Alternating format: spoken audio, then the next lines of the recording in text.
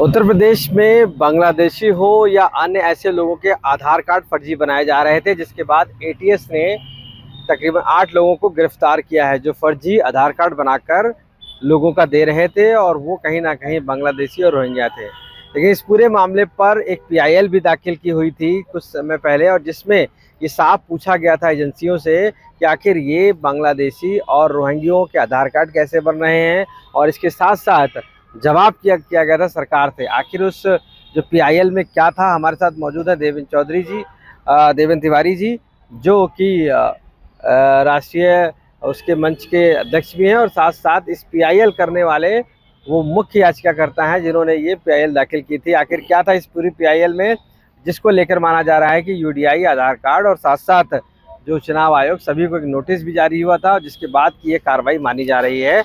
हम इनसे पूछते हैं, देवेंद्र जी, क्या आपके पास डेटा था और किस तरीके से आपने इस पूरे मामले को उठाया था? आपने क्या पीआईएल में दाखिल किया था?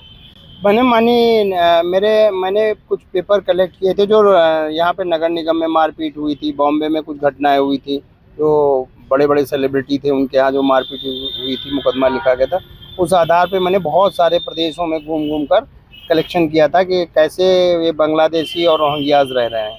इसको फिर हमने लैक्स रीडर के जो हमारे संस्थापक हैं एडवोकेट कार्तिकेय सिंह, उनसे शेयर किया तो उन्होंने कहा कि ये तो बहुत बड़ा देश के साथ एक धोखा हो रहा है और आंतरिक सुरक्षा को लेकर बहुत बड़ा गफला है अगर ये नहीं रोका गया। पीआईएल में ये था कि अवैध तरीके से बांग्लादेशियों का आधार कार्ड बनाया जा रहा है और उनका वोटर आईडी बनाई जा रही है।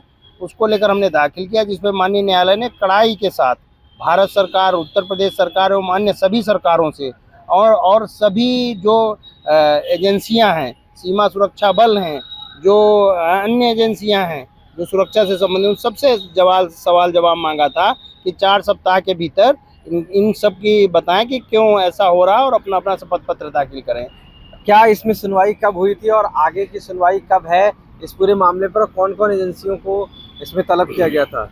यूडीआई था, यूनियन ऑफ इंडिया था, उत्तर प्रदेश सरकार थी, प्रमुख सचिव, अन्य जितनी भी सेंट्रल सिक्योरिटी फोर्सेस थे उनको था, और खास करके यूडीआई और इनको कहा गया था कि आप लोग कैसे आधार कार्ड किसी का बना रहे हैं, कैसे। तो उसमें आज एक छोटा सा अपडेट हुआ है कि 8 लोगों को एटीएस ने अरेस्ट किया है। इसी तरह मेरा कहना था कि पूरे देश में, प्रदेश भर में इस तरह के तमाम लोग हैं जो इस तरह के गलत दस्तावेज बना करके और रोहिंग्या और बांग्लादेशों को बचाने का कार्य कर रहे हैं, जो देश की आंतरिक सुरक्षा के लिए बहुत बड़ा खतरा है। आपके पास क्या डेटा है जो आपने कोर्ट में भी सबमिट किया होगा, और उसमें कितने आपको लग रहा है बांग्लादेशी हैं इस तरीके से आधार कार्ड बनाए जा रहे हैं? क्या डिटेल दिया? मैंने जो आधार कार्ड दिए थे सर्च करके, वो एलडीए से थे और कुछ जो है गोमती किनारे के थे, वो मैंने यूडीआई को भेजा। यूडीआई भारत सरकार की एजेंसी होती है, उन्होंने मुझे वहाँ से पत्र के माध्यम से अवगत कराया कि ये सब फेक हैं। उसके बाद मैंने पीआईएल दाखिल की। तो उसके बाद पीआईएल दाखिल की, उसमें कोर्ट ने ये निर्णय लिया कि 4 सप्ताह में सभी एजेंसियां बताएं कि ऐसे कैसे कार्ड बन रहे हैं जिनका ये बांग्लादेशी और रोहिंग्या इस्तेमाल करके भारत तमाम सारी योजनाओं का लाभ उठा रहे हैं, और भारत की सुरक्षा के लिए भी एक बड़ा सवाल है इस पर। तो क्या इसमें आज की जो कार्रवाई है, क्या वो उसी पार्ट का माने जाए जिस तरीके से एजेंसी इसको तलब किया था? अगर हाँ, बिल्कुल, माननीय उच्च न्यायालय का आदेश है और उसको उसी क्रम में ये कार्रवाई हो रही सब जगह।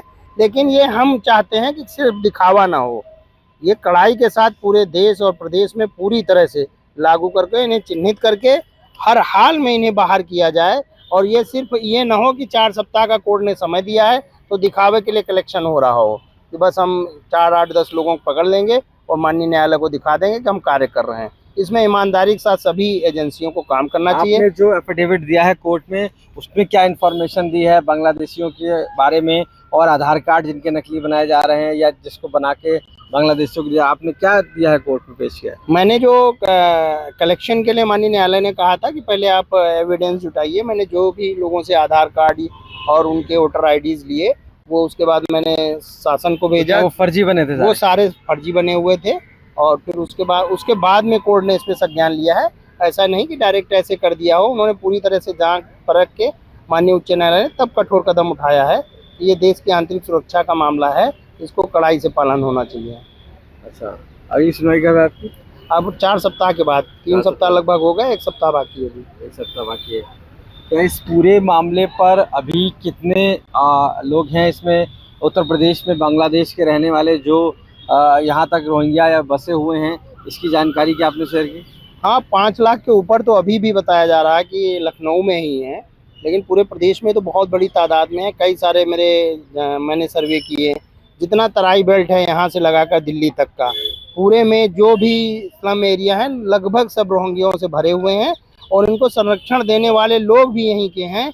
और मैं कह रहा हूँ कि अगर कड़ाई से इसका ठीक से जांच कराई जाएगी तो बहुत सारे लोग ऐसे निकलेंगे जो ऐसे लोगों को पनाह दे रहे हैं और देश में आंतरिक सुरक्षा को बड़ा घात लगाए बैठे हुए हैं।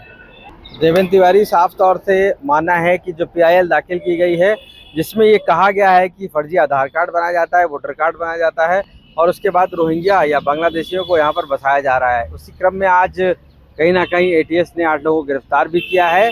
और ये माना जा रहा है तकरीबन लाखों की तादाद में उत्तर प्रदेश में ऐसे लोग हैं जिनके बारे में अब जो कोर्ट में सुनवाई हो रही है उसमें भी आगे तलब किया गया है और एजेंसियों से जवाब मांगा गया है। तो ये तो साफ है कि ये कार्रवाई है, उसमें 8 लोग जरूर पकड़े गए हैं और इस पूरे मामले पर अब बांग्लादेशी और रोहिंग्याओं की खोजबीन शुरू हो चुकी है। लखनऊ से आशीष श्रीवास्तव, आज तक।